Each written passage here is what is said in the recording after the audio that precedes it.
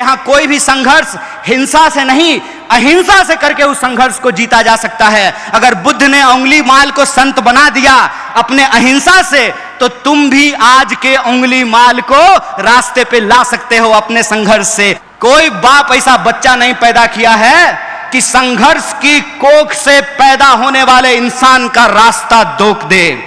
तुमको सत्य के साथ खड़ा होना पड़ेगा। फिर वो जो नेताजी के साथ तुम ऐसे फोटो खिंचा रहे हो ना, वो नेताजी अपने पीए से फोन कराएंगे कि जरा उसको बुला दो, तो तुम कहना नेताजी बाद में आते हैं, अभी हम आंदोलन करने जा रहे हैं। तो सत्ता को चुनौती देने का जो साहस होता है, वो साहस अगर आपके भीतर है, वो समझ आपके भीतर है, तो आप सत्य की राजनीति के साथ खड़े हैं। दो ही रास्ता है, नदी के उस किनारे खड़े हो जाइए, सत्ता से हाथ मिला लीजिए, या अपने दिलों में सत्य का अरमान लिए हुए गांधी बुद्ध के रास्ते पे चल पड़िए, डॉक्टर बाबा साहब भीमराव अंबेडकर के रास्ते पे आगे निकल पड़िए। और अगर आप इस देश का नेतृत्व करना चाहते हैं, तो इस बात को याद रखिएगा कि आपके भीतर विज्ञान की भी समझ होनी पड़ेगी। अगर आपके पास विज्ञान का समझ नहीं है, तो संसद में बैठ करके आप कौन सा पॉलिसी बनाएगा, हमको बता दीजिए। जो फिजिक्स पढ़ा ही नहीं है, जिसको मालूम ही नहीं है कि न्यूटन के फिजिक्स में, आइंस्टाइन के फिजिक्स में और क्वांटम फिजिक्स में क्या डिफरेंस है, उसको नैनो टेक्नोलॉजी नहीं पता चलेगा, उसको एआई नहीं पता चलेगा, इंजन का डिसइंटीग्रेशन कैसे हो रहा है उसको नहीं पता चलेगा। इसीलिए पर्यावरण को बचाने के लिए जो नीतियां बनानी है, वो नीतियां वो नहीं बना पाएगा। इसीलिए वो इकोलॉजी के सवाल को अपने पॉलिटिक्स में शामिल नहीं कर सकता है। इसीलिए एक अगर आप राजनेता होना चाहते हैं, तो सबसे पहले आपके भीतर तर्कपूर्ण वैज्ञानिक दृष्टिकोण होना चाहिए। आजकल युवा नेता क्या करते हैं, मोबाइल लेते हैं और किसी दोस्त को पकड़ा देते हैं। ध्यान से सुनना इस बात को। किसी दोस्त को पकड़ा देते हैं और कोई नेता जब अपने गाड़ी से उतरता है ना, उसके बगल में जाके खड़ा हो जाते हैं, सर नमस्ते, और उसको कहते हैं कि जब हम ऐसे हाथ करेंगे ना, फटाक से क्लिक कर लेना तुम उसको, और ज्यों ही वो ऐसे हाथ एक्शन देगा, त्यों ही फोटो खींच लेगा और सोशल मीडिया पे डालेगा।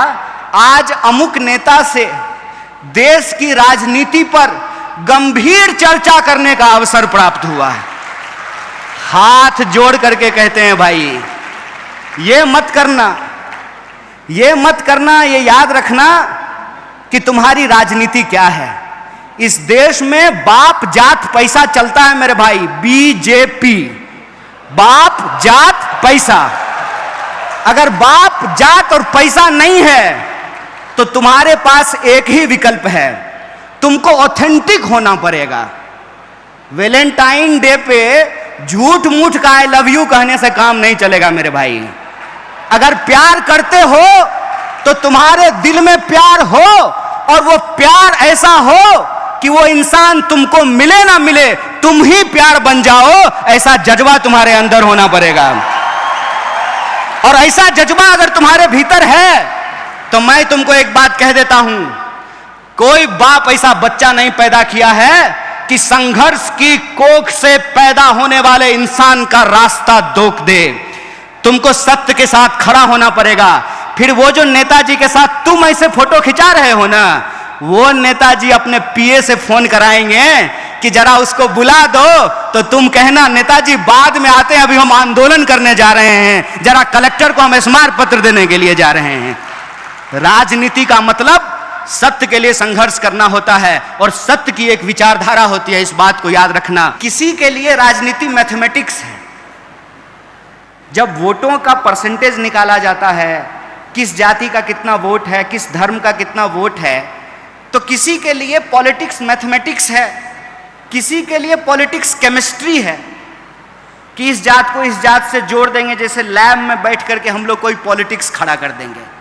और किसी के लिए पॉलिटिक्स इकोनॉमी है, कितना पैसा खर्चा होगा, धन कहाँ से आएगा, चंदा कहाँ से आएगा। और आजकल चल भी यही रहा है, तुम मुझे चंदा दो, मैं तुम्हें धंधा दूंगा, आप मुझसे चंदा लीजिए, फिर जब हमारी सरकार आ जाएगी तो हम आपको धंधा दे देंगे। चल भी यही रहा है। तो अगर आप इस देश का लीडर बनना चाहते हैं, या as a political science student आप इस देश को समझना चाहते हैं, तो सबसे पहले आपको ये समझना पड़ेगा कि राजनीति है क्या। जब तक राजनीति समझ में नहीं आएगी, ये लेफ्ट राइट सेंटर ये भी समझ में नहीं आएगा। तो राजनीति क्या है? राजनीति देखिए सिंपल, समाज में जैसे संरचना होती है, घर होता है, परिवार होता है, धर्म होता है, जाति होता है, पहचान होती है, उसी तरह से राजनीति भी एक संरचना होती है। और उस संरचना के दो तरह के लोग होते हैं, एक जो उस संरचना से लाभ ले रहे हैं और एक जो उस संरचना के पीड़ित हैं। अगर आपको उस संरचना से लाभ मिल रहा है तो आप उस संरचना की अच्छाइयों को देखेंगे। अगर उस संरचना से आप पीड़ित हैं तो आप उस संरचना के खिलाफ अपने सवाल को उठाएंगे, अपनी आवाज को मुखर करेंगे। मतलब राजनीति दो ही तरह की होती है, एक होती है सत्ता की राजनीति और दूसरा होता है सत्ता के खिलाफ सत्य की राजनीति, और यही विचारधारा है। और जो सत्ता की राजनीति और सत्य की राजनीति है, इसको अगर आप भारतीय इतिहास, चिंतन और परंपरा के आधार पर देखेंगे तो भारत में हर तरह के विचार आपको देखने को मिलेंगे। भारत को किसी और देश से किसी भी प्रकार का नकल करने का जरूरत नहीं है। भारत वो देश है जहां पर हिरण्यकश्यप का अगर उदाहरण मिलता है तो अपने ही बाप के खिलाफ खड़ा होने वाला भक्त प्रहलाद का भी उदाहरण मिलता है। इस बात को याद रखिएगा।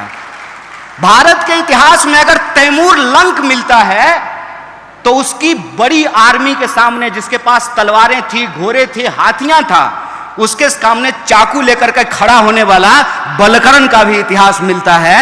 तो भारत की चिंतन परंपरा को आपको देखना पड़ेगा। भारत में अगर ईश्वरवादी सत्ता है तो उस ईश्वरवादी सत्ता को चुनौती लेने वाले विचार भी आपको मिलते हैं। फर्ज कीजिए चांद तो वही है ना भैया, जिसको आप करवा चौथ में भी चलनी लेकर के देखते हैं और ईद में भी देखते हैं। चांद को थोड़ी पता है कि धरती पर उसके नाम से लोग लड़ रहे हैं। वो तो करवा चौथ में भी देखा जा रहा है और ईद में भी देखा जा रहा है। इसका फैसला आपको करना है कि आपको समाज में किस संरचना का निर्माण करना है। अगर आपको समाज में बराबरी की संरचना का निर्माण करना है तो भारत में उसकी चिंतन परंपरा को आपको ढूंढ करके लाना पड़ेगा। और भारत में समानता, एकता, न्याय, बराबरी, इसकी चिंतन परंपरा यह है कि आपको कबीर के पास जाना पड़ेगा, आपको नानक के पास जाना पड़ेगा, आपको बुद्ध के पास जाना पड़ेगा, आपको शिवाजी के पास जाना पड़ेगा, आपको अन्ना भाऊ साठे के पास जाना पड़ेगा। क्या कहते हैं कबीर? कबीर कहते हैं कि काकर पाथर छाड़ी के माजिद लियो बनाए, तापर मुल्ला बांग दे बहरो भयो खुदाए। यह होता है सत्ता को चुनौती देना। सत्ता कितने प्रकार की है? सत्ता जाति की हो सकती है, सत्ता धर्म का हो सकता है, सत्ता पितृ सत्ता की हो सकती है, सत्ता अर्थ का हो सकता है। कहते हैं ना कि ये दुनिया है काला बाजार की, पैसा बोलता है, पैसे से हर चीज खरीदा जा रहा है। तो सत्ता को चुनौती देने का जो साहस होता है, वो साहस अगर आपके भीतर है, वो समझ आपके भीतर है, तो आप सत्य की राजनीति के साथ खड़े हैं। दो ही रास्ता है, नदी के उस किनारे खड़े हो जाइए, सत्ता से हाथ मिला लीजिए, या अपने दिलों में सत्य का अरमान लिए हुए गांधी बुद्ध के रास्ते पे चल पड़िए, डॉक्टर बाबा साहब भीमराव अंबेडकर के रास्ते पे आगे निकल पड़िए। और बुरा मत मानिएगा, बहुत सारे स्पीकर ने कहा कि विचार नहीं होता है। गलत बात है।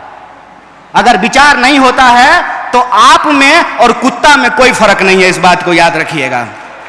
विचार होता है, विचार के बिना आपके भीतर प्रश्न पूछने की क्षमता नहीं आती है, सत्य को चुनौती देने की क्षमता नहीं आती है, सत्ता से टकराने का साहस आपको नहीं होता है।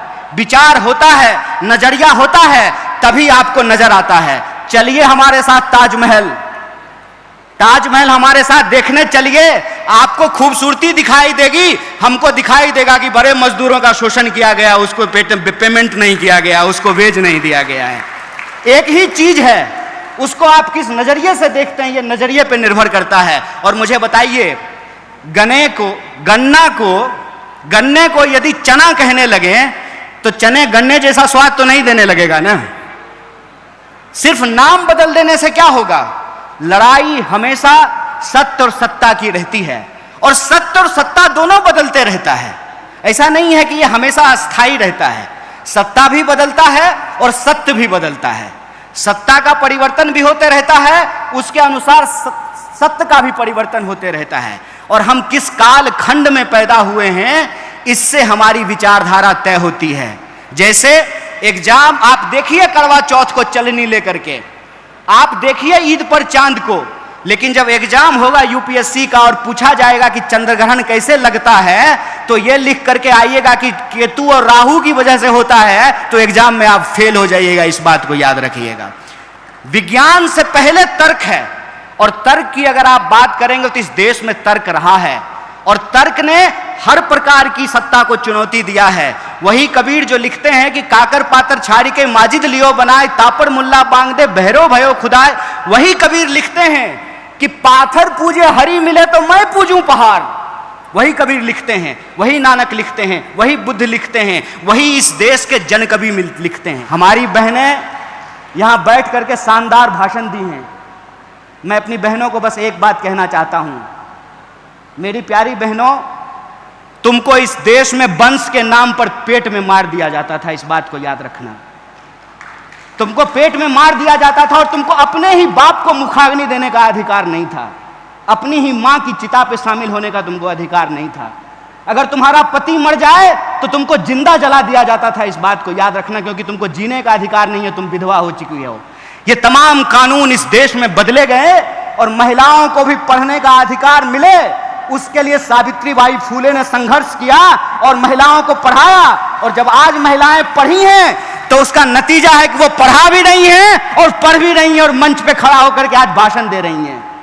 इस बात को याद रखना कि इस देश का इतिहास अगर उसमें शोषण है तो उस शोषण के खिलाफ संघर्ष का भी इतिहास है, और इसी देश में महिलाओं ने भी एक से एक संघर्ष किए हैं। इसीलिए मेरा आप सबसे निवेदन करना है कि अगर आप राजनीति में आना चाहते हैं तो आप तय कीजिए कि आप सत्य के साथ खड़े हैं कि सत्ता के साथ खड़े हैं। अगर आप सत्य के साथ खड़े हैं तो आपको सत्य के लिए संघर्ष करना पड़ेगा, और जब आप सत्य के लिए संघर्ष करेंगे तो इस बात को याद रखिएगा कि आपके भीतर विज्ञान की भी समझ हो, इतिहास की भी समझ हो, दर्शन की भी समझ हो, और इस देश में समाज में रहने के लिए जो व्यवहारिकता है उस व्यवहारिकता की भी हमको समझदारी हो।